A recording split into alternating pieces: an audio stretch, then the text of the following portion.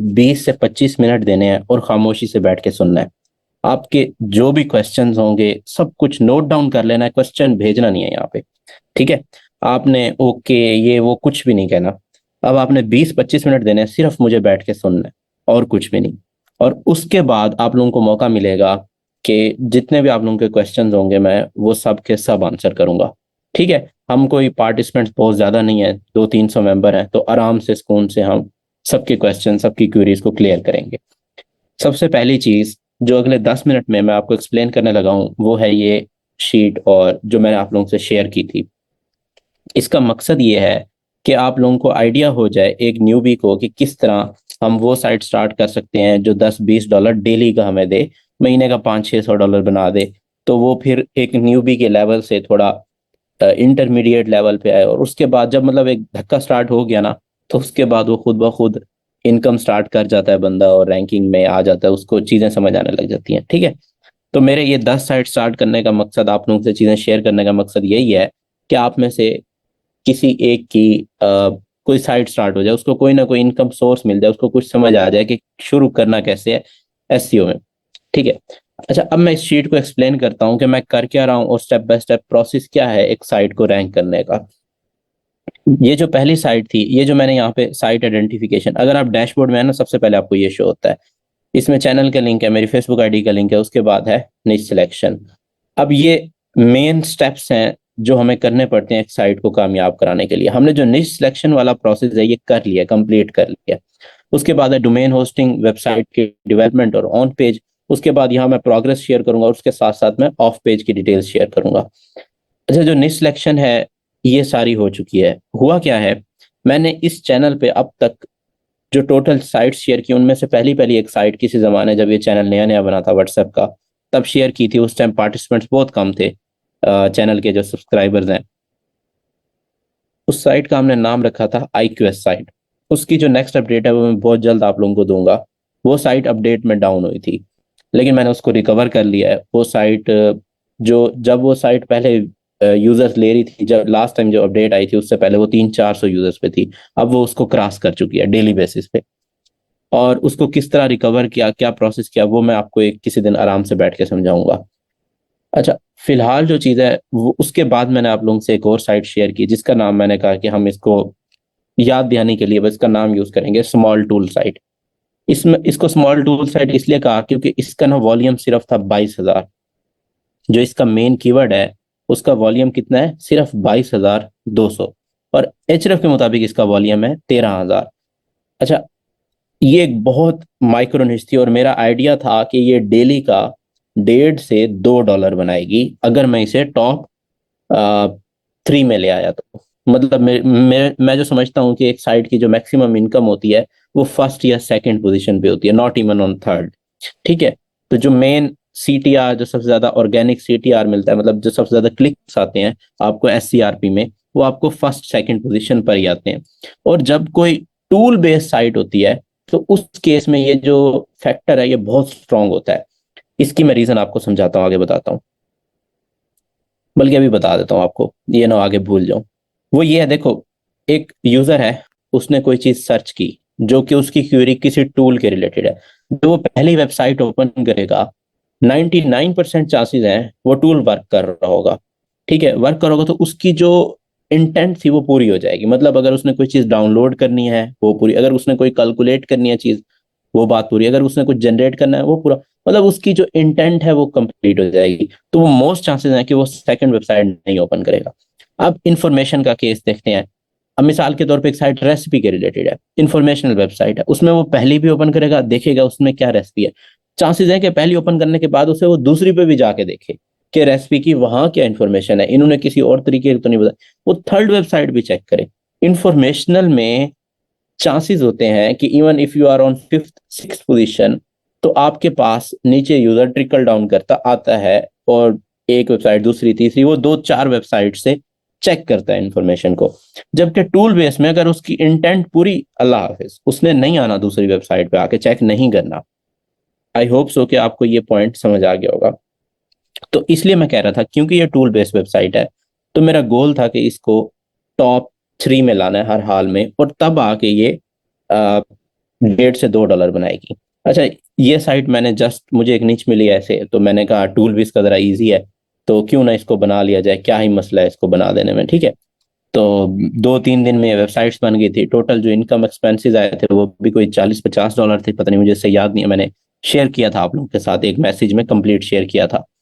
और मैंने सारी वो डिटेल्स आप लोगों के साथ शेयर कर दी कि इस पे कितने आर्टिकल हैं और कैसे कैसे। तो इसको हमने इंक्लूड कर लिया। उसके अलावा 9 डिफरेंट साइट्स मैंने 9 डिफरेंट निचेस फाइंड की, उनको इंक्लूड किया। अच्छा, अगर आप एक चीज नोट करोगे, मेरा पर्सनली दिल था कि मैं टूल बेसिस की तरफ ज्यादा जाऊं, तो मैंने 80% जो इसमें ओवरऑल फाइंड किया वो टूल है, लेकिन ये 20% जो है इन्फो निचेस है। अच्छा, ये क्वाइट पॉसिबल है कि ये टूल वेबसाइट्स रैंकिंग में ना आए, या मुझे इतनी अच्छी इनकम ना दें, या जल्दी इनकम स्टार्ट ना करें और ये इन्फो जल्दी स्टार्ट कर जाए। मैंने आपको रीजन पहले बता दी, क्योंकि इनमें अगर कीवर्ड 5वीं 6ठी पोजीशन पे भी है तो उस पर ट्रैफिक आना स्टार्ट हो जाती है। टूल बेस में आपको लाना पड़ता है, उसको पुश करना पड़ता है फर्स्ट सेकंड थर्ड में, तब जाके कोई अच्छी ट्रैफिक आती है। अब मैं इस शीट को समझाता हूँ आपको, मैं आपको बताता हूँ मैंने चीज फाइंड कैसे की, फिर मैं आपको ये step by step WordPress site and development की तरफ आएंगे, यहाँ भी आपको समझाऊंगा कि मैं डेवलप कैसे कर रहा हूँ। ठीक है, मेरे ख्याल से format one of the best है, ताकि आप लोगों को चीजें समझ आ जाएं। इस तरह आप लोगों के जहन में कोई क्वेश्चंस होंगे जो पहले नहीं थे, भूले हुए थे आप, वो भी आपके पास आ जाएंगे। आप उनको नोट डाउन कर लेना, जब मैं ये आपको शीट समझा दूंगा उसके फौरन बाद क्या होगा कि आप लोगों के जितने क्वेश्चंस होंगे वो मैं questions one by one answer करूंगा। ठीक है, उन क्वेश्चन में हम यूं कर लेंगे, पहले ऑन पेज के ले लेंगे, या पहले नीचे रिसर्च के ले लेंगे, फिर ऑन पेज के, फिर ऑफ पेज के। इस तरह हमारे सेक्शन डिवाइड हो जाएगा और सारी चीजें तरतीब से चलेंगी। अच्छा, इसकी कोई रिकॉर्डिंग वगैरह नहीं कर रहे। रीजन इज, मैं रिकॉर्डिंग करूं भी सही तो फिर प्रोवाइड करना, फिर रिकॉर्डिंग से क्या ही होना है, क्यों एन है, कोई एक ट्यूटोरियल तो है नहीं है, कुछ ऐसा तो है नहीं जिसमें कोई डेफिनेट चीजें हम बताने लगे। तो हम इंशाल्लाह जो नेक्स्ट सेशन करेंगे आफ्टर ईद या ईद के दौरान में, तो ईद के डेज में सेकंड या थर्ड डे, तो उसके अंदर मैं कोशिश करूंगा कि हमारे पास एक दो गेस्ट हों जो को होस्ट हों, जो कि मेरे से थोड़ा डिफरेंट नॉलेज रखते हों। मैं एपी के साइड पे खुद बहुत कम काम करता हूँ, हालांकि बहुत अच्छी चीज़ है, बहुत ज़्यादा इसमें इनकम पोटेंशियल है। तो एक एपी के गेस्ट भी और पाइथन का भी इस तरह डेवलपर और वो सब लाएंगे। अभी वो गेस्ट नहीं ज्वाइन कर पा रहे, तो कुछ मसरूफियात थी उनकी, मैंने बहुत कोशिश की, लेकिन वो ना मैसेज देख रहे हैं ना जवाब दे रहे हैं पता नहीं किधर बिजी हैं। खैर, अच्छा, फहीम का तो इंटरनेट का इशू था, जो पाइथन डेवलपर है, बाकी दूसरे भाई मसरूफ है कहीं। खैर, पहली चीज साइट आइडेंटिफिकेशन, ये कुछ भी नहीं है YHA LHA, ये सिर्फ मेरी याद दहानी के लिए, मुझे याद रहे कि ये कौन सी साइट है, कौन सी निच है। ठीक है, तो इसका मकसद यही है और कुछ नहीं है। और स्मॉल टूल साइट आप लोगों को पता है, मैं अगर ये बोलूंगा आपको पता चल जाएगा अच्छा किस साइट की बात हो रही है, उसका 22,000 वॉल्यूम है, इस तरह ना। जो साइट नंबर हो गया, उसके बाद है सबसे पहले कंट्री स्पेसिफिक। कंट्री स्पेसिफिक से मुराद ये है एक कीवर्ड का एक स्पेसिफिक कंट्री में मोर देन 80% वॉल्यूम होना। अगर एक कीवर्ड का एक स्पेसिफिक कंट्री में मोर देन 80% वॉल्यूम है तो वो कंट्री स्पेसिफिक निच होगी। ठीक है, तो ये मेरी फेवरेट टाइप की निचेज में से एक है, जो कंट्री स्पेसिफिक होती हैं। इनमें रैंक करना बहुत आसान होता है। इनमें आपको CCTLD डोमेन जो होती है वो बहुत ज़्यादा बेनिफिट देती है, और आप बहुत क्विक इनमें रैंकिंग गेन करते हो। आप कह सकते हो कि अगर एक नॉर्मल नीच है तो 4 मंथ्स के अंदर आप टॉप पे आ जाते हो। ठीक है, तो मतलब इनकम स्टार्ट करने के लिए एक कंट्री स्पेसिफिक निच बेस्ट ऑप्शन होता है। मैं आपको इसकी एक एग्जांपल देता हूँ और इसकी एक बिल्कुल अपोजिट एग्जांपल भी देता हूँ। मैंने अभी पहले दी थी 15 मिनट के अंदर, लेकिन उस टाइम मैक्सिमम मेंबर्स नहीं थे। तो इसकी पहली एग्जांपल है मशहूर ज़माना मैपको ऑनलाइन बिल। अब पाकिस्तानी हो, आप लोगों को पता होगा कि मैपको ऑनलाइन बिल, मैपको एक अ, मुल्तान की इलेक्ट्रिक पावर, ये जो कंपनी है सप्लाई की, तो इसका जो सबसे ज्यादा सर्च वॉल्यूम है वो पाकिस्तान में है। ठीक है, और मोर देन 80% वॉल्यूम पाकिस्तान से होगा। हाँ, कुछ लोग ऐसे हैं जो UAE में बैठे हैं, वो घर वालों का बिल पे करते हैं, तो वो मैप को बिल गूगल पे सर्च करते होंगे, तो UAE से भी थोड़ा सा वॉल्यूम होगा, शायद कुछ USA में भी होगा, वो बहुत कम होगा। मोर देन 80% वॉल्यूम इसका। 80% कोई ना हार्ड एंड फास्ट मतलब कोई रूल नहीं है, इसको ब्रेक भी किया जा सकता है, 70% भी आप देख सकते हो। लेकिन जब आप इतना डाउन आने लगते हो ना 70-60 में, फिर चांसेस हैं कि वो उस कंट्री स्पेसिफिक निच नहीं रहती उसमें। कोई और कंट्री भी इन्वॉल्व हो रहा था, तो मैं कोशिश करता हूँ 80% वॉल्यूम किसी स्पेसिफिक कंट्री से हो, उस निच का। अच्छा, अब मैपको हो गया। अब इसमें 80% वॉल्यूम जाहिर सी बात है कि पाकिस्तान से होगा। अच्छा, अब इसके ऑपोजिट क्या हो सकता है? इसके ऑपोजिट हो सकता है कोई भी रैंडम कीवर्ड लाइक विट मेड डाउनलोड या जीबी व्हाट्सएप। अब ये जो कीवर्ड्स हैं, इनमें 40% पाकिस्तान से वॉल्यूम होगा, 50-60% इंडिया से होगा, 30-40% फिलीपीन से होगा, मतलब मल्टीपल कंट्रीज से वॉल्यूम आ रहा होगा और इन कंप्लीट कीवर्ड्स को बना रहा होगा। ये जो कीवर्ड्स होते हैं, ये जनरल कीवर्ड्स होते हैं, आपको इनमें ग्लोबली compete करना पड़ता है। आपकी ट्रैफिक मल्टीपल जगहों से आ रही होती है। और ये जो कंट्री स्पेसिफिक निचेज होती हैं, अब इनकी खूबसूरती क्या है? इनकी खूबसूरती ये है कि इसमें आपको compete सिर्फ एक स्पेसिफिक कंट्री में करना पड़ता है। मतलब जो एक स्पेसिफिक टाइप की, अब देखो एक मैप को ऑनलाइन बिल पे एक बंदा .com में साइट बना के बैठा है, आप क्या करो, आप .pk CCTLD ले लो और उसमें जाके रैंक करने की कोशिश करो, तो देयर आर चांसेस कि आपको एक एज मिलेगा, बूस्ट मिलेगा, कि गूगल को पता है ये जो इस कंट्री का सबसे ज्यादा वॉल्यूम है, इस कीवर्ड का सबसे ज्यादा वॉल्यूम है, वो पाकिस्तान में है। तो इस कंट्री स्पेसिफिक निच की जो CCTLD है वो .pk है। और एक सेकंड एज दूसरा वो ये होता है, वो होता है ऑर्गेनिक CTR का। एक कंट्री के जो यूजर्स होते हैं उनको पता होता है कि अगर मेरी ये जो निच है और इसमें कोई मेरी लोकल साइट आ रही है, तो मुझे उसको क्लिक करना चाहिए, उसको प्रेफर करना चाहिए। ठीक है, अगर मैं मैप को ऑनलाइन बिल सर्च कर रहा हूँ तो मैं .pk साइट पे क्लिक करूंगा, ना कि .in साइट पे। ठीक है, इसी तरह और सारी नीचेज, बहुत सारी नीचेज हैं जो कि कंट्री स्पेसिफिक होती हैं, जिनका वॉल्यूम एक कंट्री में मैक्सिमम होता है, 80% से अबव होता है। अब इनको फाइंड करने का तरीका क्या है? इनको फाइंड करने का तरीका ये है कि आप Href ओपन करो, आपको बाय डिफॉल्ट यूएस को चेंज करके एक स्पेसिफिक कंट्री सेलेक्ट कर लो, अपने कोई सीड कीवर्ड इंटर करो। अगेन मैं प्रैक्टिकली ये करके आपको दिखा तो नहीं सकता, लेकिन मैं स्टेप बाय स्टेप बता रहा हूँ कि मुझे Href ओपन करना पड़ेगा और फिर वो सारी चीजें, तो मैं क्विकली आपको समझा रहा हूँ, जिसने कोशिश की है उसको समझ आ जाएगी। अच्छा, Href ओपन किया, कीवर्ड एक्सप्लोरर में गए। अब इसके अंदर आपके पास ऑप्शन होता है बॉक्स में कि आप कीवर्ड इंटर करो। आप कोई भी कीवर्ड, सीड कीवर्ड इंटर करोगे। अब सीड कीवर्ड से मुराद क्या है? देखो, जो टूल बेस्ड निचेस फाइंड करना चाह रहा है, उनको पता है किस तरह के कीवर्ड होते हैं सीड कीवर्ड में। चेक एक ये सीड कीवर्ड है, मतलब वो मैप को ऑनलाइन बिल्ड चेक, यहाँ से ये कीवर्ड निकल आएगा। कैलकुलेट, जनरेट, डाउनलोड, डाउनलोडिंग में भी काफी सारे आते हैं, डाउनलोडर आते हैं, इस तरह के काफी सारे कीवर्ड्स आते हैं। अच्छा, डाउनलोड से हटके और बहुत सारे और सीड कीवर्ड्स हो सकते हैं, ये आपको थोड़ा सा खुद सोचना पड़ेगा। मैं अगर यहाँ पे बैठा रहूं तो काफी सारी चीज रिवील हो जाएंगी लोगों की। लेकिन मैं एक और चीज आपको बताता हूँ। देखो, ये तो है इंग्लिश बेस्ड, आपने ना थोड़ा सा ना अब जहानत को, मतलब अपने माइंड को इस्तेमाल करना है। करना क्या है आपने, जैसे अगर आप यहाँ गौर करो, इन निचेस के अंदर इंग्लिश वेबसाइट एक है, ये जितनी भी सारी हैं ये सब की सब कौन सी है? Non English. नॉन इंग्लिश में पहले आपको बता दूं कि आरपीएम थोड़ा सा कम होता है। रीजन इज, एक कॉमन सेंस की बात है, जो एडसेंस का आरपीएम है, जो एडसेंस ने आपको रेवेन्यू देना है, वो डिपेंड करेगा कि एडवर्टाइजर्स कितना पे करना चाह रहे हैं उस निच में, उस यूजर्स के लिए जो उस निच पे आ रहे हैं। तो वो इंग्लिश पे ऐड ज्यादा होती है, नॉन इंग्लिश पे ऐड थोड़ी सी कम होती है। तो इस वजह से चांसेस हैं कि आरपीएम थोड़ा कम हो। लेकिन वॉल्यूम अगर इतना अच्छा हो कि वो आपका $10 पर डे बना सके, तो क्यों नहीं काम करना चाहिए? उस निच पे करना चाहिए। आपने करना क्या है, अपने जो सीड कीवर्ड्स हैं इनको ट्रांसलेट करना है। मैं क्या करता हूँ, मैं कैलकुलेट को अगर ट्रांसलेट कर देता हूँ स्पेनिश के अंदर, ठीक है, अब मैं वही सीड कीवर्ड को इंटर करता हूँ अब कीवर्ड एक्सप्लोरर में, और जो कंट्री है उसको चेंज करूंगा। यहाँ पे आपके पास ऑप्शन होता है कीवर्ड एक्सप्लोरर में कंट्री चेंज करने का। कंट्री चेंज करके मैं इसको सर्च करता हूं तो मेरे पास सारे कीवर्ड्स आ जाएंगे। अब जो एक कीवर्ड की एक मतलब फॉर एग्जांपल जो Href में डायरेक्ट आप सर्च करो तो वो आपको एक कीवर्ड का ओवरव्यू दिखाता है। आपके पास लेफ्ट पे एक ऑप्शन होता है मैचिंग टर्म्स का, आप वहां चले जाओगे तो फिर आपके सामने एक टेबल आएगा। उस टेबल में आपके पास दो ऑप्शंस होते हैं, एक ग्लोबल वॉल्यूम, एक स्पेसिफिक वॉल्यूम। आई नो मैं यहाँ थोड़ा सा तेज हो गया हूँ, मैं आपको ये दोबारा रिपीट करता हूँ चीजें।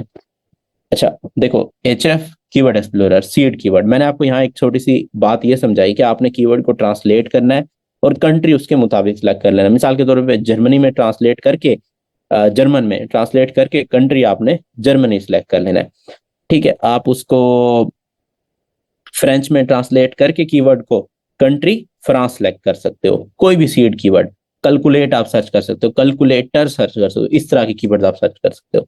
अच्छा, उसके बाद आता है मैचिंग टर्म्स में आप जाओगे। अब वहां पे आपके पास दो चीजें शो होंगी, एक होगा ग्लोबल वॉल्यूम, दूसरा होगा स्पेसिफिक उस कंट्री का वॉल्यूम। ये जो ग्लोबल वॉल्यूम अगर 1 लाख है, तो स्पेसिफिक जो वॉल्यूम है ये 80,000 हो या इससे ऊपर हो, तो ये एक कंट्री स्पेसिफिक कीवर्ड होगा। मजे की बात यह है, जब आप किसी कंट्री में एक स्पेसिफिक लैंग्वेज से जा रहे हो तो इसकी रेशो बहुत बढ़ जाती है, मतलब ऐसे कीवर्ड बहुत ज्यादा आपको मिलेंगे, क्योंकि उस लैंग्वेज में उस कंट्री में बहुत ज्यादा लोग सर्च कर रहे होंगे। तो ऐसे कीवर्ड जिनका 80% या उससे ज्यादा वॉल्यूम होगा एक स्पेसिफिक कंट्री के अंदर, आपको बहुत ज्यादा मिलेंगे। ठीक है, यहाँ हम एक चीज सेक्रीफाइस कर रहे हैं, मैं आपको पहले बता चुका हूँ, वो है आरपीएम। आरपीएम आपका $2 $3 के करीब आ जाएगा अच्छे कंट्रीज के अंदर भी, क्योंकि आप दूसरी लैंग्वेज में जा रहे हो। लेकिन आपने क्या करना है, ये जो आपका स्पेसिफिक वॉल्यूम होगा, आपने कोशिश करनी है दैट इज मोर देन 100,000, मतलब 1 लाख से ज्यादा है, 1.5 लाख से ज्यादा है। जितना अच्छा उतना ज्यादा आपको पैसे बन सकते हैं। फिर आप देखोगे कीवर्ड डिफिकल्टी और बाकी सारे स्टेप्स, वो कैसे चेक करने हैं वो मैं आपको बताता हूँ। देखो, पहली चीज आपने देख लेनी है निच सीजनल है या नहीं है। उसको चेक करने का तरीका क्या है, आप ट्रेंड्स ओपन करोगे, ट्रेंड्स में आपने वो सिलेक्ट करना है। मैं सर्च करके क्या दिखाऊं, आप तुमको आइडिया होगा। गूगल ट्रेंड्स को आपने इसे सिलेक्ट करना है 5 ईयर्स।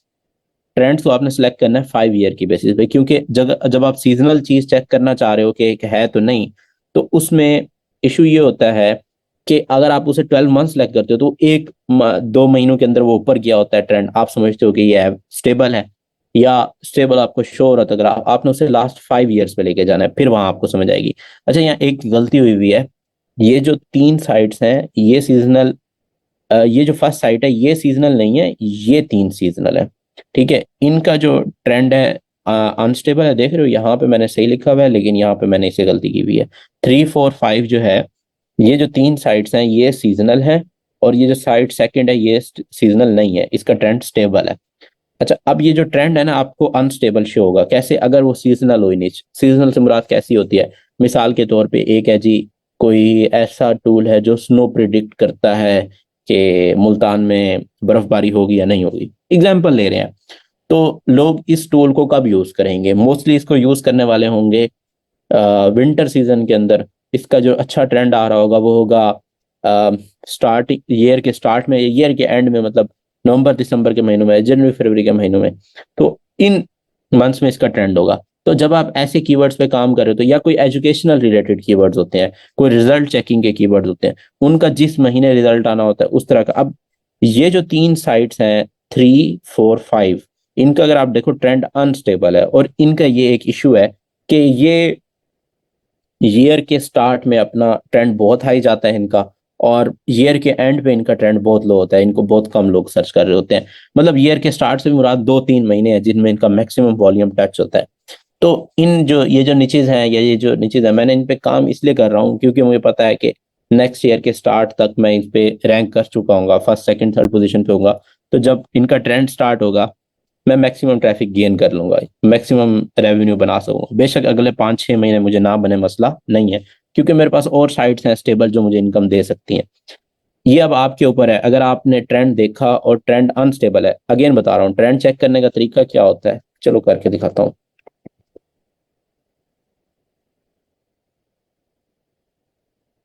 यहाँ पे आपने कोई भी कीवर्ड इंटर करना है।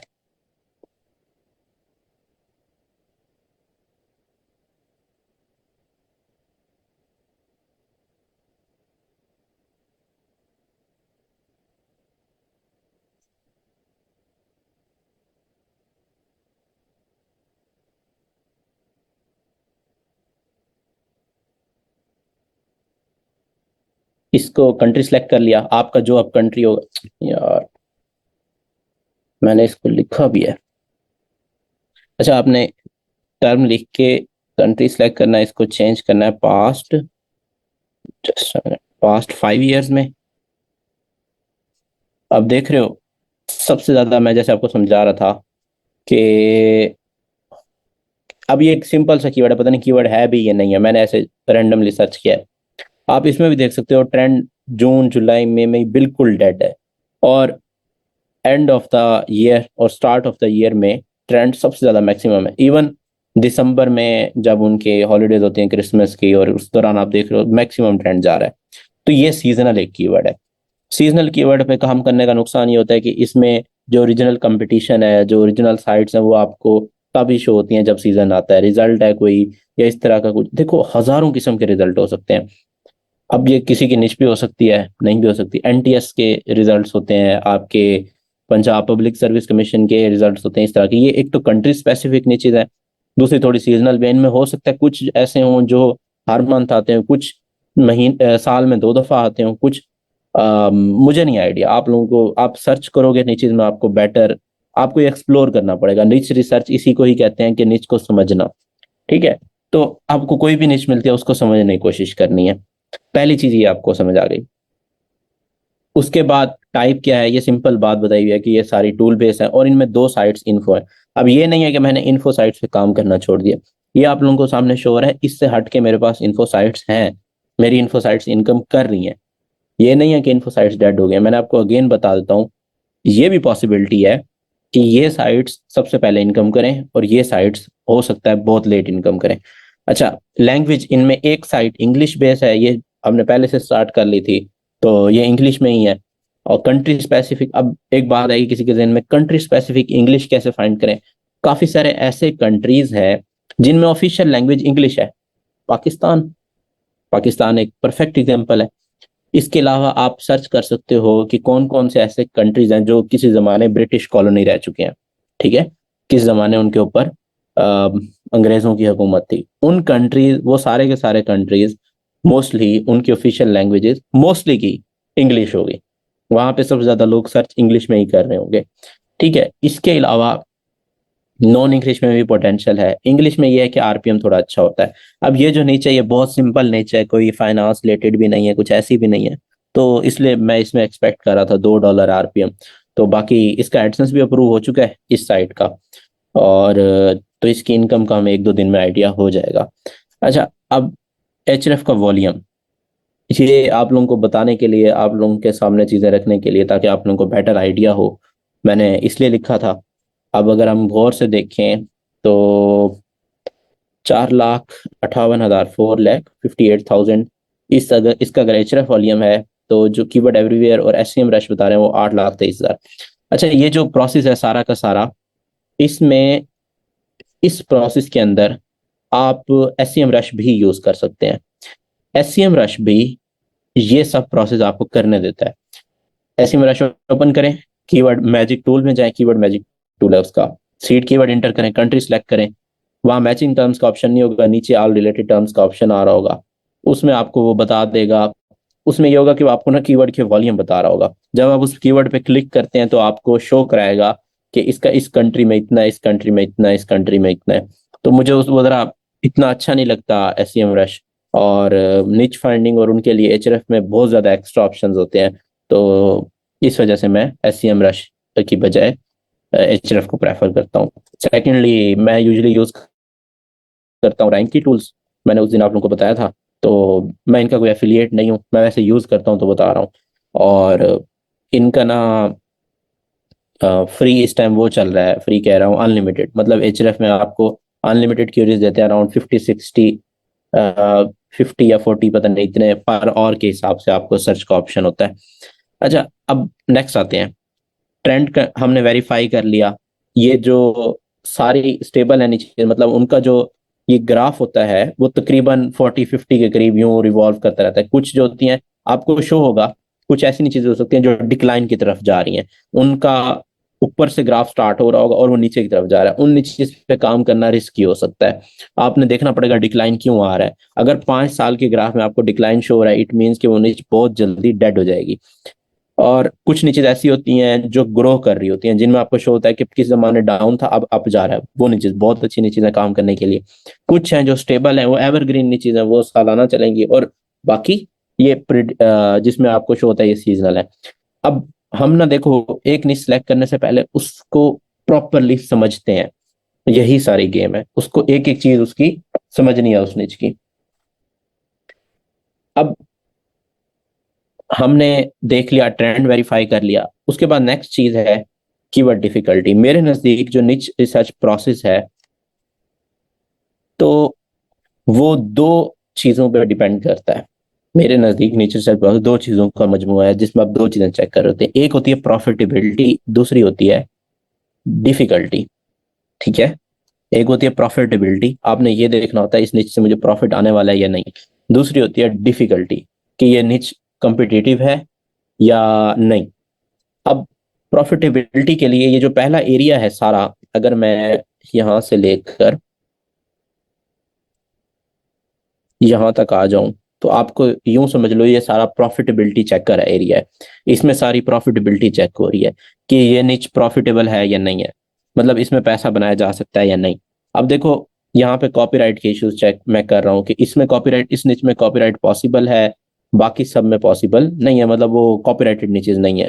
कॉपीराइट किस तरह पॉसिबल है, हो सकता है इसमें जो ऑफिशियल साइट है वो कॉपीराइट डाल दे, या इसमें जो कीवर्ड ऐसे हैं वो एपी के रिलेटेड हो सकते हैं, कुछ ऐसा कीवर्ड हो सकता है जिसके अंदर जो मेन कोई ना कोई डेवलपर है वो कॉपीराइट डाल सकता है, पॉसिबल है।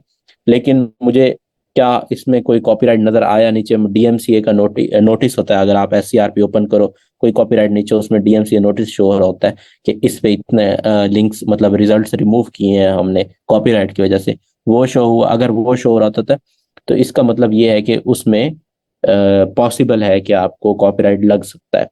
लेकिन कॉपीराइट से बचने के भी कुछ तरीके होते हैं। आप डिस्क्लेमर डाल दो कि this site is for educational purpose. Copyright आ भी जाता है तो आप क्या करो कि आप रिट्रैक कर दो, वो बात की चीजें हैं। अगर आएगा इस निच में कॉपीराइट तो मैं बता दूंगा कि मैंने उसे कैसे हैंडल किया वो सारा कुछ।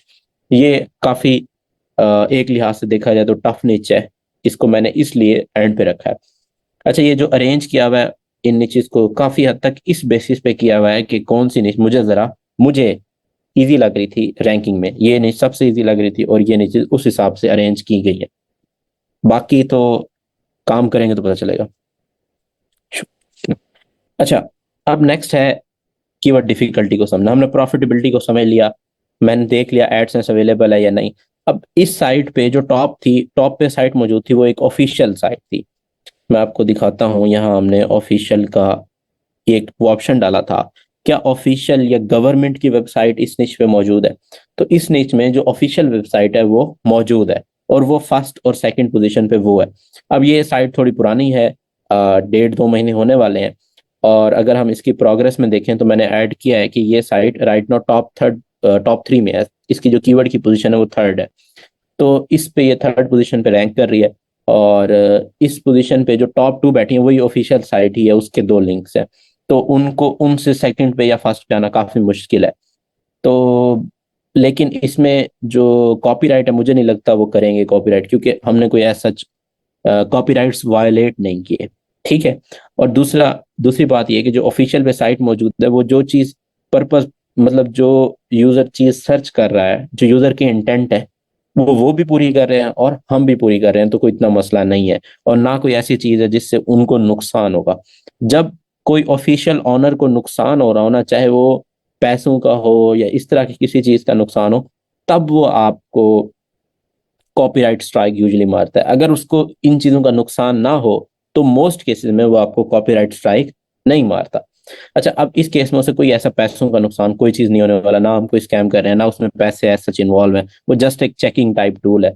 तो हम भी वही चीज, मैंने टूल बनवा लिया था तो वो टूल बन गया इजीली। फहीम मैं जो को होस्ट मैंने बुलाया था, लेकिन वो नहीं आ सका, उसका इंटरनेट का इशू था। तो उसी ने वो मुझे हेल्प की थी सारा टूल बनाने में।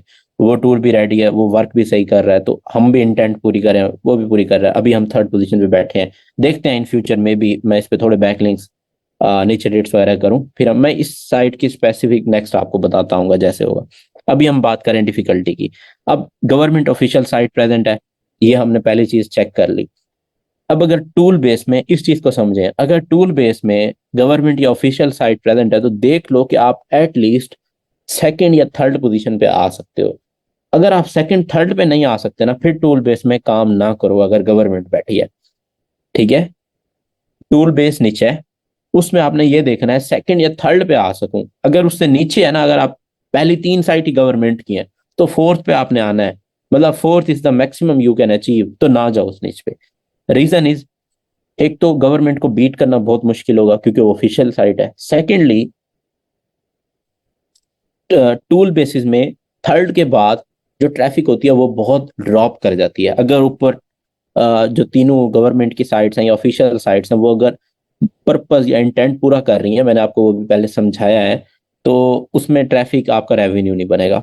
ठीक है, तो ये तो हमें आइडिया था, लेकिन मैंने ये देखा कि मैं इसमें सेकंड थर्ड पोजीशन पे पॉसिबल है आ सकता हूँ, थर्ड पे आ गया हूँ आपके सामने। तो इसमें इनकम का भी हमें एक दो दिन में आइडिया हो जाएगा। मैंने आज ही एडसेंस अप्रूव हुआ था, मैंने थोड़ी देर पहले ही उसके मैंने चेक किया, अप्रूव हुआ पड़ा था, तो मैंने उस पर एड कोड अब जाके वो प्रॉपर सेटअप किए। तो एक दिन लग जाता है वो, मतलब सारा ऑप्टिमाइज होने में, सारे ऐड यूनिट शो होने में। वैसे 10-15 मिनट में ऐड शो हो जाती हैं, लेकिन सारी ऐड शो होने में और सारा कुछ ऑप्टिमाइज होने में टाइम लगता है। अच्छा, ये हो गया। अब नेक्स्ट डिफिकल्टी में चीजें क्या मैटर करती हैं। एक चीज तो हमने ये चेक कर ली कि टॉप की साइट्स की पोजीशन क्या है, क्या हम वहां पे घुस सकते हैं, रैंक हो सकते हैं या नहीं। नेक्स्ट हमने ये देखना है क्या टॉप 3 में कोई ऐसी साइट्स मौजूद हैं जिनका डीआर लेस देन 20 है। अब डीआर क्या होता है? Domain rating. डीआर जो है ये एक बहुत अच्छा फैक्टर है साइट्स की स्ट्रेंथ को चेक करने का, लेकिन मसला ये है, मसला को मुसीबत को ये है कि ये मैनिपुलेट हो सकता है। इसको बहुत इजीली साइट ओनर मैनिपुलेट कर लेते हैं। मतलब अगर किसी का डीआर ओरिजिनली बनता 2-4 है, वो उसको 50-60 शो करा सकता है यूजिंग फेक लिंक्स, या खुद एक 5-10 साइट्स बना के होम पेज से डू फॉलो लिंक दे दो तो डीआर फौरन से जंप कर जाता है। अच्छा, अब उस केस में, लेकिन still it's a good factor, it's a very powerful way to check. मतलब एक बहुत अच्छा ऑप्शन है अगर आपने चेक करना हो किसी साइट की ऑफ पेज की स्ट्रेंथ का आइडिया लगाना हो, तो डोमेन रेटिंग एचरेफ से आप चेक कर सकते हैं। अब मैंने क्या किया, मैंने चेक करने के लिए मैंने और भी काफी सारी चीजें आप देख रहे हो नीचे चेक हो रही हैं, तो सिर्फ एक ये नहीं है, इसकी बेस पे नहीं सिलेक्ट की, और भी चीजें चेक की। टॉप 3 में मैंने जैसे आपको बताया था, दो ऑफिशियल साइट्स बैठी थी, तीसरी कोई और साइट थी, उसमें किसी का भी जो डीआर था वो लेस देन 20 था ही नहीं। ऑफिशियल साइट इंटेंट पूरी कर रही थी, बाकी जो टॉप 10 के नीचे जितनी भी साइट्स बैठी थी वो इंटेंट पूरी कर ही नहीं रही थी। तो मुझे पता था कि अगर मैं इंटेंट फुलफिल करता हूँ, यूजर जंप करा के मुझे ले आएंगे सेकंड पोजीशन पे, थर्ड पोजीशन पे, किसी ना किसी पोजीशन पे आ ही जाऊंगा। तो टूल बेस में मुझे इसमें आइडिया था मैं थर्ड पोजीशन पे आ जाऊंगा। मतलब अगर ये कहा जाए कि ये साइट अपना गोल पूरा कर चुकी है तो गलत नहीं होगा। अच्छा, अब उसके बाद नेक्स्ट मैंने एस सी एम रेस्ट से चेक किया, उसमें ए एस स्कोर होता है, तो वो लेस देन 20 हो, वो भी किसी का नहीं था। अगेन ऑफिशियल साइट थी और वो थोड़ी अच्छी सेट हुई हुई है होम ऑन पेज वाइज। उसके बाद नेक्स्ट चीज ये है कि कोई माइक्रो साइट प्रेजेंट है। अब इन जितनी भी निचेस हैं इनमें सिवाय इस निच के किसी भी निच में माइक्रो साइट नहीं प्रेजेंट। टॉप 10 के अंदर, टॉप 10 जो एस सी आर पी होती है, मेन जो पेज है, एक फ्रंट पेज है किसी निच का, उसके अंदर कोई एक भी अ, अच्छा यार, मुझे एक बात बताओ कि मैं ना ये चीज़ें एक्सप्लेन कर रहा हूँ और इसमें टाइम लग रहा है। हमें कोई 20-25 मिनट हो गया मैं ये बता रहा हूँ, मुझे सिर्फ एक क्विक चैट में ये बता दो, शुड आई कंटिन्यू और टेक क्यू एन ए? मतलब क्या ये सारा कंटिन्यू रखूं या क्यू एन ए लूं?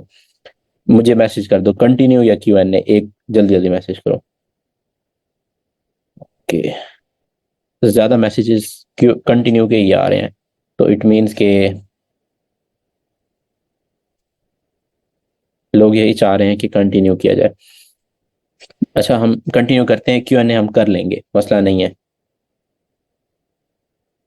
अच्छा, अगर फायदा हो रहा है इस इन चीज़ों की, आपको समझ आ रही है, काफ़ी सारे कंसेप्ट आपके क्लियर हो रहे हैं, तो हम कंटिन्यू करते हैं, आपको बातें समझ आ जाएंगी, फिर हम क्यू एन ए करते हैं। मेंबर्स बहुत ज़्यादा हो चुके हैं, नियर अराउंड 500 टच हो चुके हैं, तो क्यू एन ए भी थोड़ा टफ हो जाएगा।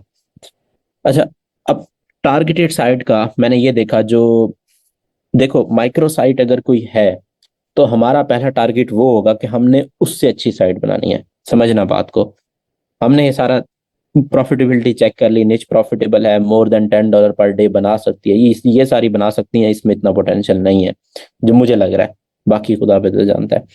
अब ये जो हम डिफिकल्टी चेक कर रहे हैं, इसके अंदर पहली चीज हम ये चेक करेंगे कि क्या कोई माइक्रो साइट है या नहीं है टॉप टॉप उसके अंदर, टॉप 10 के अंदर। अगर कोई माइक्रो साइट है, पहला टारगेट हमारा वो होगा। मतलब हम देखें, एक बंदा जिसने ट्राई किया है कि एग्जैक्ट निच को कवर करे, एग्जैक्ट साइट बनाए, उसने कैसी एफर्ट की है और उसको क्या रिजल्ट मिला है। अब जो मैंने ट्राई की है, मैंने देखा कि माइक्रो साइट जिसका होम, माइक्रो साइट क्या होती है, मतलब एक स्पेसिफिक निच है। देखो मैं आपको यूं समझाता हूँ, रेसिपीज की साइट, रेसिपी कोई आप सर्च करते हो जी, वो कैसे बनाते हैं, क्या कहें जी, कुछ भी आप सर्च कर लो, एग्जाम्पल के तौर पर पिज्जा बनाना है, इटालियन पिज्जा या थिन क्रस्ट पिज्जा कैसे बनाना है। अब इस पे जब आप ये रेसिपी सर्च करते हो, तो पॉसिबल है टॉप 10 में बहुत ज्यादा ऐसी साइट्स हैं। एक तो एक ऑल रेसिपी साइट तो आ ही जाएगी, वो बहुत बड़ी साइट है। इस तरह और साइट्स आएंगी। हो सकता है इनमें एक ऐसी साइट है जिसने होम पेज पे ये एग्जैक्ट आर्टिकल कवर किया है, और वो साइट डायरेक्ट इसी पिज्जा रेसिपी को बता रही है, तरीका बता रही है, तो वो माइक्रो साइट है। वो साइट आपका डायरेक्ट कंपेटिटर बनने वाला है। अगर कोई ऐसी साइट मौजूद है तो वो हमारी टारगेट साइट हो जाएगी। अब यहां से लेकर, ठीक है, यहां तक हम जो जिक्र करने लगे हैं वो माइक्रो साइट्स का है। अब इसमें आप देखो, माइक्रो साइट सिर्फ इसके अंदर मौजूद है, बाकी किसी में भी माइक्रो साइट टॉप 10 में है ही नहीं। सब की सब मैक्रो साइट्स बैठी हैं। अब जब माइक्रो साइट होती है, उसके केस में हमने सिर्फ उस साइट को देखना है। अगर वो देखो, अगर वो साइट इस टाइम, मैं आपको यूं समझाता हूं, अगर वो साइट माइक्रो साइट है, वो टॉप 10 में, एग्जाम्पल लेते हैं, वो 5th पोजीशन पे बैठी है, और जो उसकी रेफरिंग डोमेन्स हैं वो है 15, ठीक है। तो अगर आप 16 रेफरिंग डोमेन्स बनाओगे और आप ऑन पेज सारी अच्छी करते हो, मतलब 16 से मुराद उनकी क्वालिटी भी अच्छी है रेफरिंग डोमेन्स की, उसके इक्वल या उससे अच्छी ऑफ पेज कर लेते हो, उससे अच्छी ऑन पेज कर लेते हो, आप ऑटोमेटिकली 4th पोजीशन पे आ जाओगे। अगर वो 5th पे है, आप 4th पे आ जाओगे, ठीक है, या 6th पे आ जाओगे अगर उसके इक्वल आ जाते हो। अगर आप बहुत अच्छा उससे करते हो और वो 5th पे बैठा है और बहुत कम ऑफ पेज के साथ बैठा है, तो चांसेस हैं कि आप फर्स्ट सेकंड पे आ जाओगे, ठीक है। अब मैंने यहाँ पे सेम चीज, सेम रूल अप्लाई किया है। इस साइट का एक मसला है, टारगेटेड साइट का, ये 7 साल पुरानी है, ये एक बहुत बड़ी एज होती है, ठीक है। यूजर्स का ट्रस्ट बन चुका होता है। अब कोई भी यूजर अगर इस साल इस साइट को ओपन करेगा तो उसके लिए वो रिपीट यूजर होगा। एक साइट पे अगर रिपीट यूजर बहुत ज्यादा होते हैं तो गूगल के लिए ये एक पॉजिटिव फैक्टर है। गूगल उस साइट को एक अच्छी पोजीशन देता है, तो इसके पास रिपीट यूजर बहुत ज्यादा जाने वाले हैं। लेकिन मुझे इसका ये सारा कुछ ब्रेक करना पड़ेगा, इससे ऊपर आना पड़ेगा। वो कैसे? मैं साइट पे न्यूज़लेटर ऑप्शन ऐड कर सकता हूँ, यूजर्स के ईमेल कलेक्ट कर सकता हूँ ताकि उन्हें रिपीट यूजर बनाऊं मैं। या फिर एक बहुत इजीएस्ट ऑप्शन है, वेब पुश नोटिफिकेशन यूज कर सकता हूँ ताकि यूजर्स को रिपीट यूजर्स बनाऊं। हर साल जब ये इवेंट होने वाला होगा, उससे पहले मैं यूजर्स को नोटिफिकेशन भेजना शुरू कर दूंगा कि इवेंट होने वाला है, ये चीज होने वाली है, आप हमारी साइट से चेक करें। समझ रहे हैं? तो यूजर मेरे पास आना स्टार्ट हो जाएंगे। फिर एक ऑप्शन तो ये हो गया कि मैं एज को इस तरह बीट कर लूंगा। अब जो इस साइट पे काम करने का, इस निच पे एक और फायदा था कि ये 272 रेफरिंग डोमेन्स हैं, ये ह्यूज है। 272 referring domains are too much, लेकिन उनकी क्वालिटी नहीं थी। अक्सर ब्लॉग स्पॉट की, इस तरह की, या ऑटो साइट लिंक्स थे, कोई इतने अच्छे लिंक्स नहीं थे। उनमें जो अच्छे लिंक्स थे, जो कॉन्टेक्चुअल लिंक्स थे, वो सिर्फ 8 लिंक थे, ठीक है। मतलब ऐसे समझ लो कि इस साइट के पास 8 से 9 गेस्ट पोस्टें इनिशिएट थी। तो मुझे आइडिया हो गया कि अगर एक साइट 4,58,000 एचएफ के मुताबिक वॉल्यूम रख रही है, कीवर्ड एवरीवेयर के मुताबिक 8,23,000 रख रही है, एक अच्छा खासा वॉल्यूम है। इतना वॉल्यूम रखने के बाद अगर वो साइट सिर्फ 10 से गेस्ट पोस्टें मांगती है आपसे, अगर इसकी 8 है तो जाहिर बात है मैं डबल गेस्ट पोस्टें ऐड करने की कोशिश करूंगा। इतनी गेस्ट पोस्ट मांग के अगर वो आपसे रैंक होती है, तो क्यों ना उस निच पे काम किया जाए, ठीक है। ये तो बात हो गई एक, अगर माइक्रो साइट मौजूद है। अगर माइक्रो साइट मौजूद होती है तो आपके लिए चीजें कैलकुलेट करना, फैक्टर्स कैलकुलेट करना बहुत आसान हो जाता है। अगर कोई माइक्रो साइट नहीं मौजूद, फिर केस डिफरेंट हो जाता है। फिर केस आ जाता है मैक्रो साइट्स पे डिपेंडेंट, और उसमें हिट एंड मिस सीन होता है। या तो आप रैंक कर जाओगे, या निच बहुत टफ होगी और आप बिल्कुल रैंक नहीं करोगे, ठीक है। तो इस स्पेसिफिक निच के अंदर मुझे इस साइट को अगर मैं बीट करता हूं तो इससे अच्छी पोजीशन पे आ जाऊंगा। और इन साइट्स में मेरा इन सबसे कंपटीशन है, लेकिन मेरे पास एक एज होगा, मैं एक डेडिकेटेड टॉपिक पे जा रहा हूँ और गूगल प्रेफर करेगा अगर मैंने उसमें सारे कीवर्ड सब कुछ कवर किया होगा अपनी साइट पे जो रिलेटेड चीजें। अब फॉर एग्जांपल वो मैं आपको पिज्जा वाली एग्जांपल दी थी, अगर मैंने इटालियन पिज्जा की इन डेप्थ चीजें कवर की होंगी, एक एक चीज मैंने उसके मल्टीपल पोस्ट सारा कुछ कवर किया होगा ग्रुपिंग कीवर्ड ग्रुपिंग करके और प्रॉपर उसको कवर किया होगा, तो उसका रिजल्ट ये होगा कि गूगल कहेगा कि इस स्पेसिफिक टॉपिक पे इससे अच्छा कोई नहीं है, तो इसको टॉप पे लाओ। अब वो जो मैक्रो साइट्स होती हैं उनका क्या इशू होता है, उन्होंने उस कीवर्ड को सिर्फ उसका मेन कीवर्ड ही कवर किया होता है और वो उसी की बेस पे अपेयर हो रही है। लेकिन still macro sites home page से वो जो उनका पेज होता है रैंकिंग वाला बहुत ज्यादा अथॉरिटी ले रहा होता है। तो अब हम उस चीज को एनालाइज करेंगे और फिर देखेंगे क्या जिसमें कोई माइक्रो साइट नहीं रैंक कर रही, मैं यहाँ काम करना चाहिए या नहीं करना चाहिए। तो पहला ये स्मॉल टूल साइट है, इसमें मैंने आपको बताया ऑफिशियल साइट्स थी और बाकी डिफरेंट साइट्स थी, कोई भी निच नहीं कवर कर रही थी, ऑन पेज मतलब मेरे लिए इजी हो गई। सिवाय ऑफिशियल साइट के बाकी कोई भी इंटेंट पूरी नहीं कर रही साइट, तो मेरे लिए ऑन पेज इजी हो गई, सिर्फ ऑफिशियल साइट के मुताबिक इंटेंट पूरी करनी है और मैं कवर अप कर जाऊंगा। अब जो टॉप पे साइट मौजूद है, जो मतलब बिल्कुल फर्स्ट पोजीशन पे मौजूद है, उसका डीआर कितना है। अब अगर आप देखें टॉप साइट का डीआर 61 52। अब यहाँ पे हमारे पास जो टॉप साइट है दैट इज माइक्रो साइट, इसका डीआर कितना है 11। फिर अच्छा टॉप साइट 52 40 35 52 60 69 70, मतलब एक बहुत बड़ी जायंट्स बैठे हैं। 60 70 DR is huge. Again DR manipulate भी हो सकता है, लेकिन इनका अक्सर का ओरिजिनल डीआर है। अच्छा, अब ये पहले मैंने आपको ये स्टेप बताता हूँ, अगर मैक्रो साइट्स हैं, क्या जो स्पेसिफिक पेज उनका रैंक कर रहा है, मतलब अगर माइक्रो साइट मैक्रो होती तो यहाँ पे उसकी डिटेल्स लिखी होती। अब जो अगर मैक्रो साइट है जो उसका स्पेसिफिक पेज रैंक कर रहा है, जो टॉप पे रैंक कर रहा है, या टॉप 3 में जो मैक्रो साइट्स आ रही हैं उनमें से किसी एक के भी उस स्पेसिफिक पेज के रेफरिंग डोमेन्स लेस देन 50 हैं, तो अगर आप देखो यहाँ फर्स्ट टू साइट्स, क्योंकि यहाँ तो माइक्रो आ गई इसलिए यहाँ पे डैश डली हुई है। अब मैक्रो साइट्स में अगेन बताता हूँ, मैंने कीवर्ड सर्च किया, मेरे पास एससीआरपी का ओवरव्यू आ रहा होता है। ठीक है, जब मैं कीवर्ड सर्च करता हूँ एसईएमरुश में एससीआरपी का ओवरव्यू आ रहा है। अब चूंकि माइक्रो साइट कोई नहीं है, सारी मैक्रो साइट्स हैं, स्पेसिफिक पेजेस रैंक कर रहे हैं, उनके आगे रेफरिंग डोमेन शो कर रहा होता है। तो मैं एचरएफ से मैंने चेक किया क्या वो जो रेफरिंग डोमेन है टॉप 3 में कोई ऐसी साइट्स हैं जिनके रेफरिंग डोमेन लेस देन 50 हो।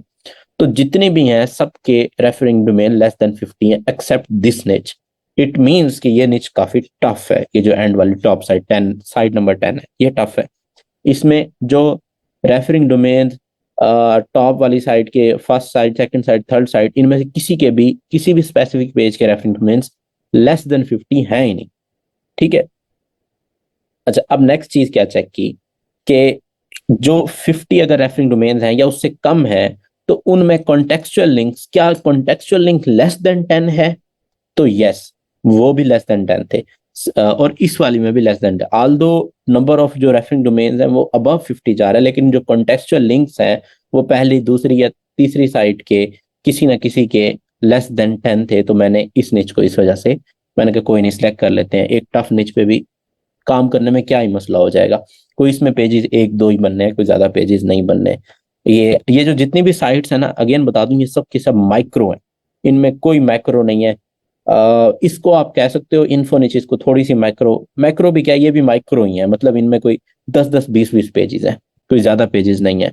अच्छा, अब नेक्स्ट क्या है, जो टॉप साइट के डीआर है ये मैंने आपको बता दिया। Referring domains of home page of first sight, देखो अगर माइक्रो साइट है तो जो पहली साइट है उसके होम पेज के रेफरिंग डोमेन्स कितने हैं।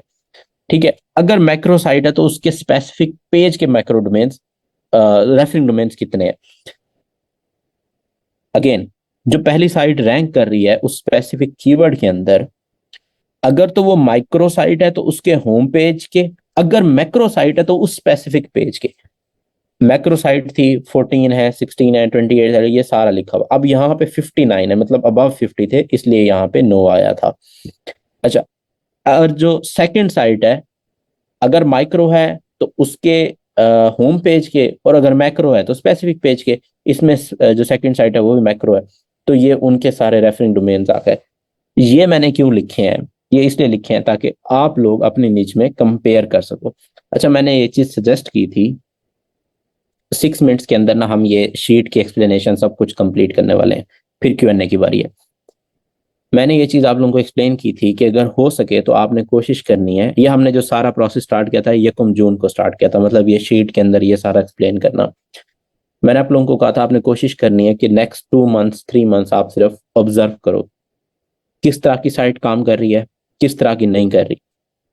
अमार भाई जो जिन साइट्स पे काम कर रहे हैं उनमें से टूल बेस ने ज्यादा जल्दी रेवेन्यू दिया, इन्फो ने रेवेन्यू दिया। ठीक है, अगर आप कर सकते हो वेट, अगर आप नहीं तो बेशक आप स्टार्ट करो, आप अपनी चीज पे काम करो। मैंने अगेन ये बात मैंने क्लियर कट लिखी हुई है कि follow at your on this. मैं जो भी एडवाइस दे रहा हूँ जो कुछ भी है आप अपनी मर्जी से सोच समझ के फॉलो करना, मेरे लिए वो सही है, मैं उस पर काम कर रहा हूँ। ठीक है, आगे आपकी अपनी मर्जी है। अच्छा, अब ये सारा जो रेफरिंग डोमेन्स है, ये सारा कुछ बताने का मकसद ये है, ये सब शीट में यहाँ मौजूद रहेगा। आज से 2 महीने बाद जब आप, अगर मैं आपको कहता हूँ ये मेरी फलानी साइट रैंक हो गई है और मेरे लिए ये $6 बना रही है, $7 बना रही है, आप क्या कर सकते हो? आपको आइडिया हो जाएगा, अच्छा ये माइक्रो साइट थी, रेफरिंग डोमेन इतनी थी, इतनी देर लगी अमार को इस साइट को इस पोजीशन पे लाने के लिए, और इतनी एक इन्वेस्टमेंट लगी। तो आप अगर थोड़े से मैथ में अच्छे हो तो अगर आप कॉपी पेंसिल पे लिखना स्टार्ट करो तो आपको आइडिया हो जाएगा कि मैं अगर ऐसी साइट पे काम करूं और ये स्टेप्स फॉलो करूं तो इतनी देर में मैं भी रैंक कर जाऊंगा। ठीक है, ये सारा कुछ बताने का आपको मकसद ये है कि अगर मैं कर सकता हूं आप भी कर सकते हो। अब हम वापस आते हैं स्मॉल टूल साइट पे। क्यों? रीजन इज कि ये जरा पुरानी है, इसको पहले स्टार्ट किया गया था और ये इस टाइम रैंकिंग में, तो इसको फोकस करें, बाकी सारी हटा दें। ठीक है, इस इग्नोर ऑल ऑफ दीज। ये साइट्स लेस देन $10 बनाएगी, मैं पहले बता चुका हूँ। वॉल्यूम एचएफ का जो है 13,000 22,000 वो हो गया। ट्रेंड इन कंट्री अवेलेबल है, स्टेबल है। टॉप 3 साइट्स पे मैंने ट्रैफिक चेक की। ये कैसे चेक की? ये मैंने चेक की सिमिलर वेब के थ्रू। सिमिलर वेब एक टूल है जो आपको किसी भी साइट की ट्रैफिक बताता है। ये एक ऐसा टूल है जो अदर देन ऑर्गेनिक ट्रैफिक भी बताता है। कितना एक्यूरेट है? मेरे ख्याल से बहुत कम एक्यूरेसी है, इसकी एक्यूरेसी काफी कम है निस्बतन एचरेफ के।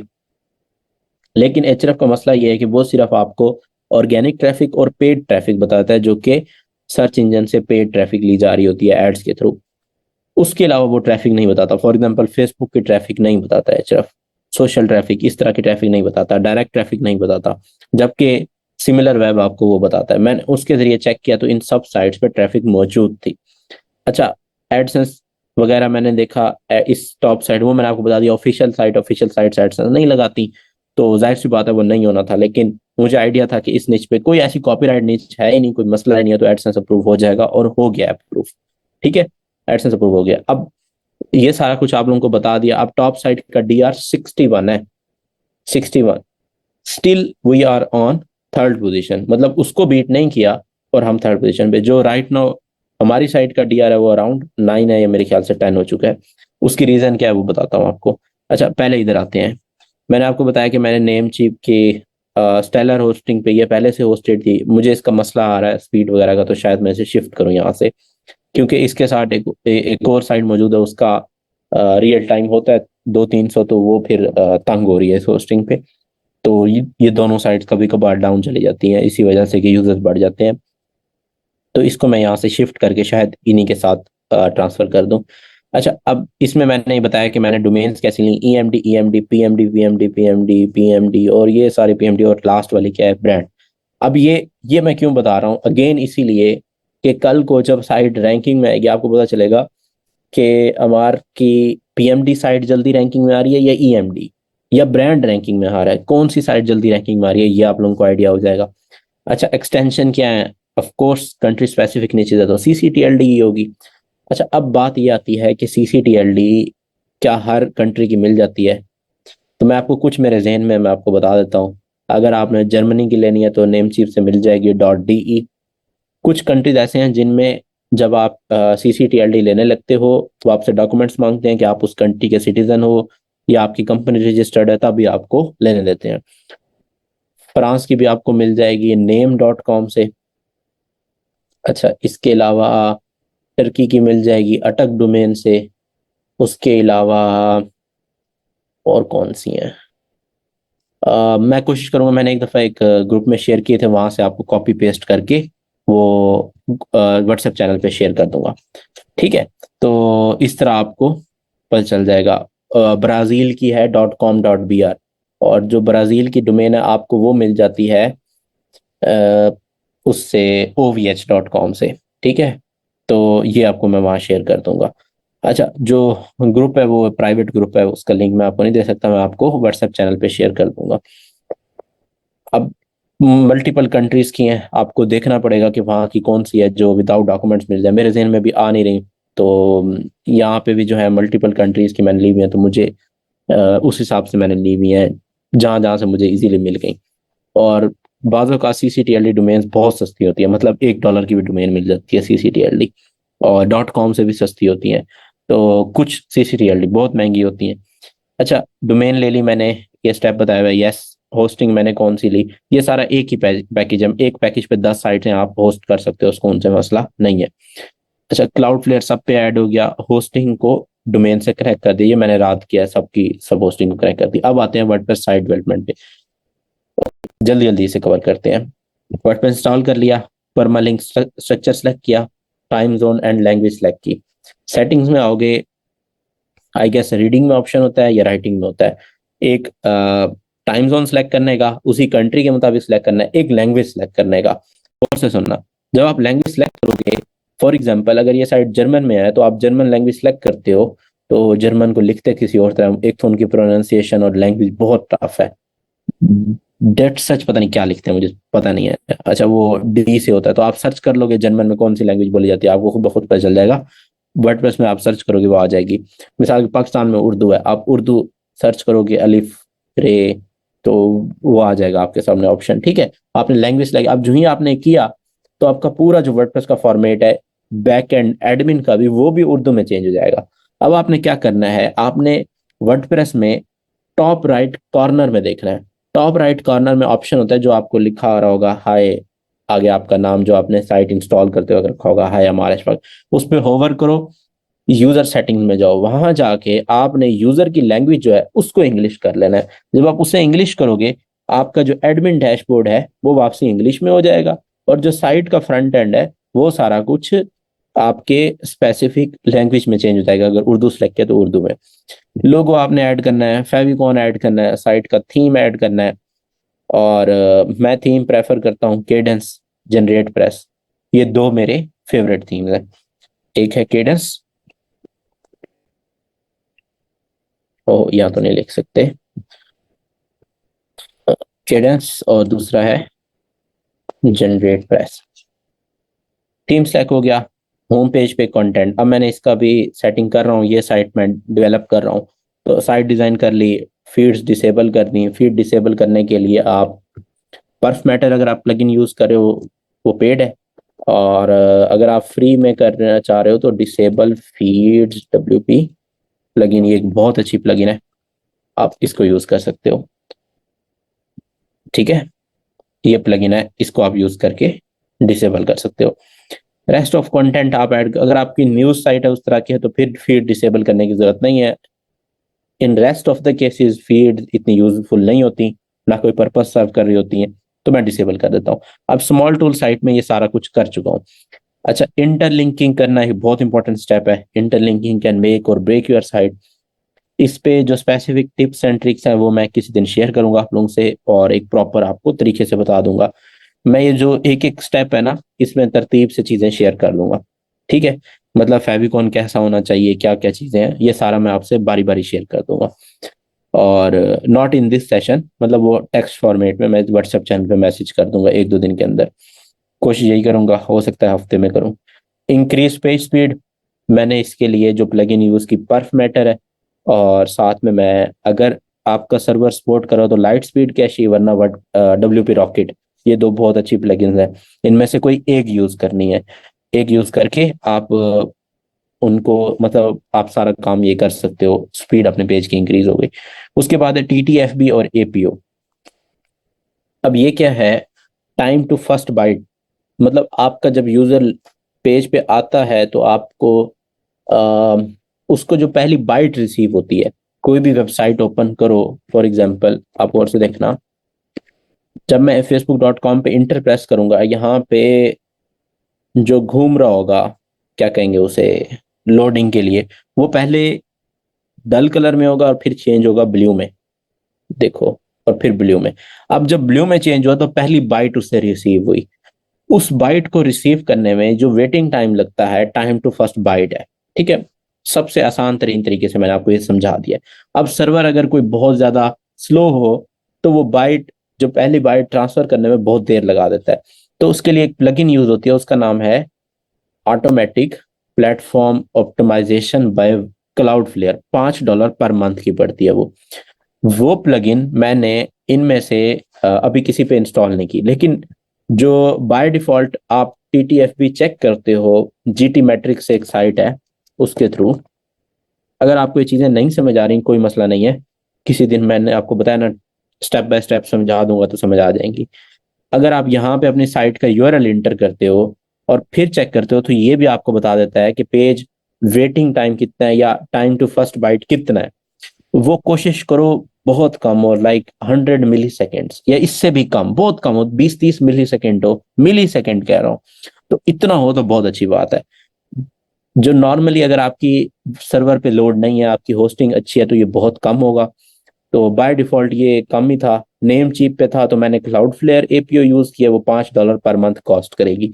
और मिडल होस्ट पे वो इतना नहीं है, तो मैंने अभी कोई प्लगइन वगैरह उसके लिए यूज नहीं की, तो मैंने इसे डन कर दिया। कोर वेब वाइटल्स, CLS और TVT और ये चीजें जितनी भी हैं, सारा कुछ ये अच्छी होनी चाहिए।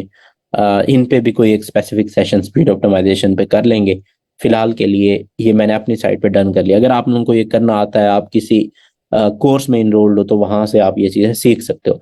अच्छा, आप क्या प्रोसेस, अगर आप किसी कोर्स में इनरोल्ड हो तो उन्हें कहो कि आपको बताएं कोर वेब वाइटल्स कैसे ऑप्टिमाइज करना है।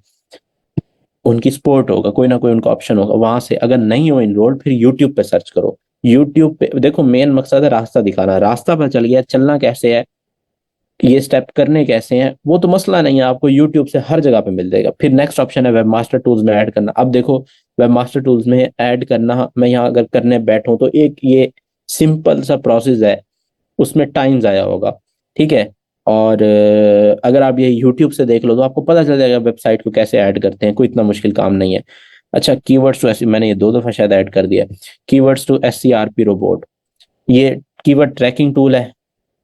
ये पेड है, मैं यूज करता हूँ कीवर्ड्स को ट्रैक करने के लिए कि उनकी पोजीशन क्या है। आप ना भी यूज करो तो मसला नहीं है, आप इसका फ्री वर्जन भी यूज कर सकते हो, जो टोटली फ्री है। आपको कीवर्ड इंटर करने पड़ेंगे और वो आपको बता देगा साइट इंडेक्स हुई है या नहीं, ये यस। अब आते हैं प्रोग्रेस में। प्रोग्रेस में हम ट्रैक करेंगे अपनी साइट्स को कि वो किस पोजीशन पे है, क्या उनकी सूरत हाल है। पहली साइट इंडेक्स भी है, कीवर्ड्स भी टॉप 100 में आ गए हैं, और मेन कीवर्ड टॉप 10 में भी और टॉप 3 में भी है। मतलब टॉप 3 में है तो ऑटोमेटिकली टॉप 10 में। तो ये स्टेप बाय स्टेप होगा। जैसे अब ये फॉर एग्जांपल कीवर्ड, ये साइट मैंने इंडेक्स करा दी है, तो टॉप 100 में आई है, टॉप 10 में इसका कोई कीवर्ड नहीं है। एडसेंस भी अप्रूव हो गया है, पहला डॉलर आज ही अप्रूव हुआ है, तो देखते हैं, हो सकता है रात तक बन जाए, हो सकता है, मैंने भी एड्स अभी लगाए हैं, हो सकता है कल जाके बने। तो टारगेट जो इसमें है ना, वो है हमारा अराउंड $2, $2.5, $3 बना ले बहुत है ये वाली साइट। और इन सब के लिए हमारा जो टारगेट